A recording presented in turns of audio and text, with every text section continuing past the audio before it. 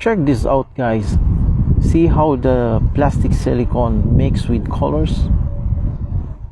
Let's watch this, how it is made. Alright, so from this machine they're trying to mix with some colors. Let's see what will be the final colors, how it looks. So let's try to mix again in another way.